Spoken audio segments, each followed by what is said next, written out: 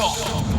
The following experiment is dangerous for your safety and the protection of those around you. Do not try this at home. No, really, don't. CDs contain a thin layer of aluminium.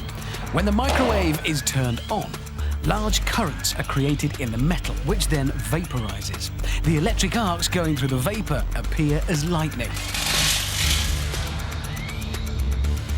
We do these experiments so you don't have to. Do not try this at home. No, really, don't.